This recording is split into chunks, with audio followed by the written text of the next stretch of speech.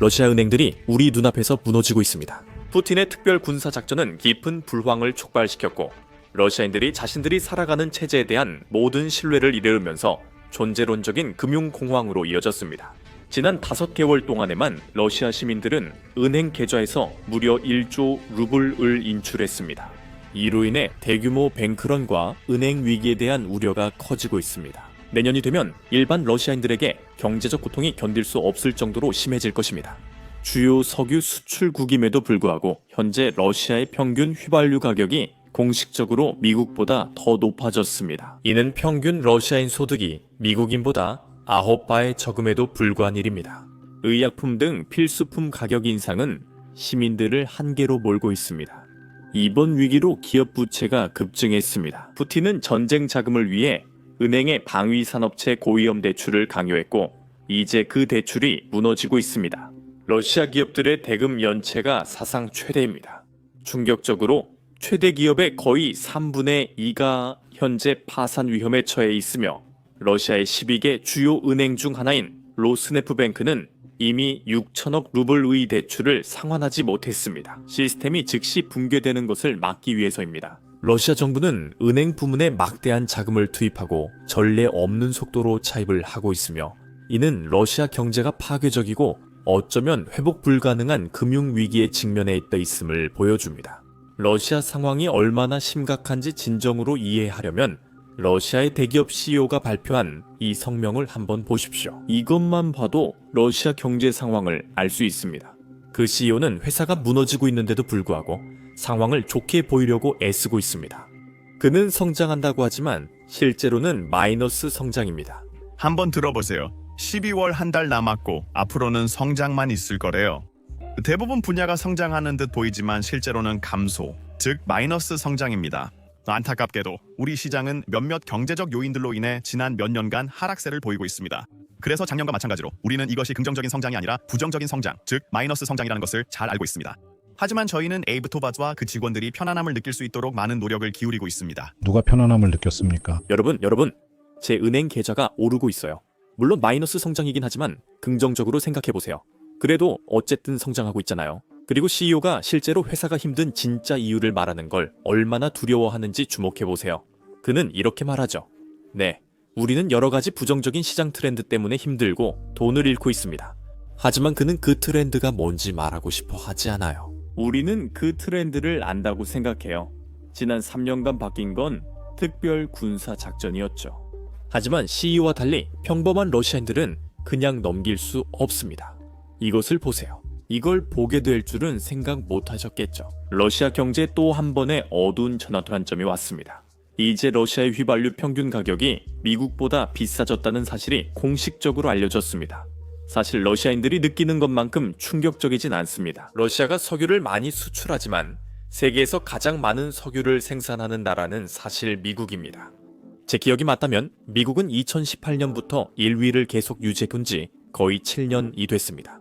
하지만 러시아인들에게 진짜 나쁜 소식은 휘발유 가격이 오른 게 아니라는 겁니다. 하지만 진짜 나쁜 소식은 평균 러시아인이 평균 미국인보다 실제로 9배 적게 번다는 점입니다. 이는 꼬마 차르 블라디미르에게 꽤 창피한 일입니다. 하지만 오르는 건 기름값만이 아닙니다. 러시아에서는 약값도 미친 속도로 오르고 있습니다. 러시아인들은 이를 감당할 수 있을지 이해하지 못합니다. 이 러시아 여성분을 보세요. 약값이 오른 걸 알고 완전히 충격을 받았습니다. 라구나. 저 진짜 울고 있어요. 저는 진짜 가격 때문에 울고 있어요. 진짜 그냥. 저는 가격을 보고 울고 있어요. 아파서 약을 사야 했는데 이건 정말 지옥이에요. 그리고 저는 병원에도 가야 했어요. 젠장. 이 세 상자는 최대 2,000루블까지 할 수 있어요. 저는 그냥 충격받았어요. 립톤이 200루블이나 한다니 정말 충격이에요. 이게 어떻게 가능한 일이에요? 젠장. 이제 가족이랑 같이 감자칩도 못 먹겠어요. 감자칩은 170칼로리예요. 이게 웃기면서도 슬퍼요. 박호준 때문에 아팠어요. 그건 웃긴 게 아니에요. 그런 사람을 보고 웃으면 안 돼요. 그건 웃긴 게 아니에요. 그렇게 웃으면 안 돼요. 이건 러시아인들이 이번 전쟁으로 인해 진짜 경제적 고통을 느끼기 시작했다는 걸 보여주는 거예요. 그리고 이 모든 일들 때문에 러시아 기업들이 힘들어지고 있고 그 말은 러시아 은행들조차도 무너질 위험에 처해 있다는 뜻이에요. 그리고 그건 좀 무서운 일이에요. 왜냐하면 현대 사회에서는 은행 시스템이 무너지면 사회 전체가 무너질 수 있기 때문이죠. 이 은행 위기를 이해하려면 침공 시작 시점으로 돌아가야 합니다. 왜냐하면 바로 그때 푸틴이 많은 러시아 은행들에게 정말로 해서는 안 될 대출을 강제로 내주도록 했기 때문입니다. 푸틴은 자신의 방위 산업체들이 아주 빠르게 확장하길 원했기 때문에 그들이 생산량을 늘려서 그의 3일짜리 특별 군사 작전을 수행할 수 있도록 하려 했습니다. 그래서 그는 은행들에게 기업들이 원하는 어떤 대출이든 그냥 내주라고 강요한 셈입니다. 이제 경제 둔화로 그 대출들이 푸틴에게 부담이 되고 있습니다. 러시아 최대 고용주는 국영 러시아 철도입니다. 러시아 철도는 생명 연장을 위해 러시아 은행들과 협상할 수밖에 없는 상황입니다. 회사가 손해를 보고 있기 때문에 갚을 수 없는 대출을 연장해달라고 요청하고 있는 겁니다. 지금. 이건 나쁜 소식이지만 솔직히 러시아 철도는 망하지 않을 겁니다. 이 회사는 국영 기업으로 러시아에서 가장 많은 러시아인을 고용합니다. 그 말은 푸틴이 이 회사가 망하기 전에 자신이 죽도록 만들 거라는 뜻입니다. 하지만 문제는 이런 상황이 러시아 철도에만 국한된 것이 아니라는 점입니다. 다른 회사들도 어려움을 겪고 있습니다. 이건 더 큰 문제의 신호입니다.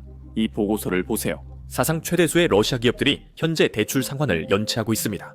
여기에는 대기업과 중소기업 모두가 포함됩니다. 최신 데이터는 10월 것으로 약 2달 전인데 약 7만 개기업 이 대출을 받은 것으로 나타났습니다. 하지만 그중 25%는 실제로 매달 상환금을 내지 않고 연체자입니다. 하지만 좀 더 자세히 들여다보면 이 비율은 러시아 기업 계층의 상위, 즉 러시아에서 가장 큰 기업들을 보면 실제로 더 높습니다. 러시아 은행에 따르면 러시아 최대 기업의 약 66%가 대출금을 상환하지 못하고 있습니다. 지금 말씀드린 내용은 모두 은행의 기업 대출 부문에서 나온 것입니다. 하지만 소비자 대출 부문을 살펴봐도 상황이 크게 다르지 않습니다. 소비자 대출에서 부실 대출의 비율은 2008년 금융위기 당시에 정점에 도달했습니다. 러시아 중앙은행에 따르면 전체 소비자 대출의 약 13%가 문제 대출로 간주되고 있습니다. 즉 러시아 은행들이 대출금 회수에 큰 어려움을 겪게 된다는 뜻입니다. 또 한 가지 중요한 점은 러시아에서는 특별한 이유가 없으면 특히 나쁜 소식은 거의 공개적으로 보고되지 않는다는 것입니다. 즉 실제 상황이 중앙은행을 통해 보는 것보다 더 나쁠 수 있습니다. 여기서 우리가 이야기해야 할 부분이 바로 러시아의 로스네프트 은행인데 이 은행이 총 6천억 루블에 달하는 대출에서 채무 불이행을 한 것으로 밝혀졌습니다. 이 부분이 중요한 이유는 러시아 중앙은행이 이 은행을 체계적으로 중요한 은행으로 처음 간주했기 때문입니다. 이것은 러시아 중앙은행이 몇 년 전 발표한 목록과 같습니다. 그들은 이 12개 은행이라고 됐습니다. 경제 상황이 상관없이 이 은행들은 반드시 생존해야 하며 하나라도 무너지면 전체 시스템이 붕괴될 수 있다고 강조했습니다. 그래서 이 은행이 부실 채권 때문에 이렇게 많은 돈을 잃고 있다고 공개적으로 보고하는 사실만 봐도 지금 러시아 상황이 얼마나 취약한지 알 수 있습니다. 이들이 이렇게 행동하는 건 러시아 6위 은행인 모스크바 크레딧 뱅크와 밀접히 연결되어 있기 때문입니다. 그리고 그 은행이 바로 6억 달러의 대출을 내준 곳이었습니다. 그리고 이제 모든 월 상환이 중단되었기 때문에 그 대출금을 돌려받지 못할 것처럼 보입니다. 이제 6천억 루블 달러가 아니라 루블인데 이 금액은 그들의 전체 자산의 대략 12%에 해당합니다. 이건 분명히 큰 문제입니다. 과거에는 더 낮은 비율로도 은행이 무너졌기 때문입니다. 예를 들어 2008년 미국에서는 자산의 3%만 부실화돼도 은행이 파산했습니다. 하지만 다행히도 러시아 정부가 개입해서 은행 시스템을 유지하기 위해 막대한 자금을 투입하고 있습니다. 올해 들어 지금까지 약 6천억 루블을 투입했는데 이는 지난해보다 6배나 많은 금액입니다.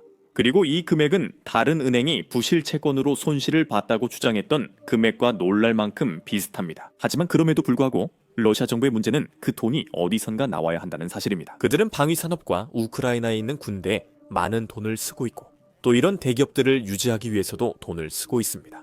그리고 그로 인해 러시아의 차입이 급증했습니다.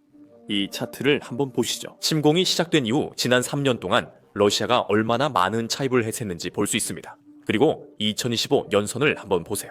러시아에서 한 번도 본 적 없는 속도로 증가하고 있고 그건 분명히 큰 문제입니다. 이 선이 바로 우리가 러시아 경제가 심각한 문제에 직면해 있다고 말할 때 의미하는 바입니다.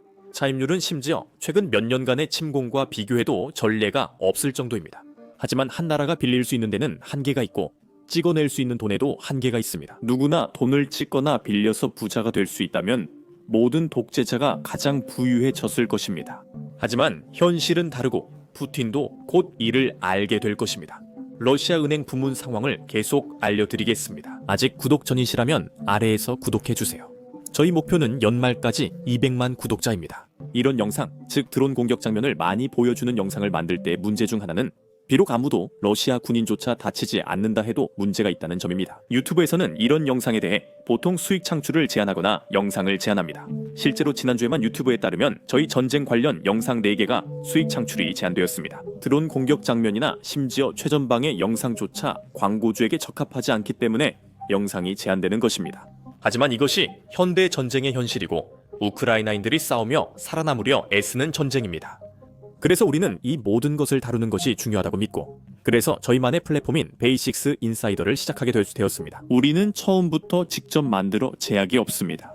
우리는 드론 공격 영상을 흐릴 필요도 없고 최전선 영상을 흐릴 필요도 없으며 러시아 공군 기지가 파괴되는 장면도 흐릴 필요가 없습니다.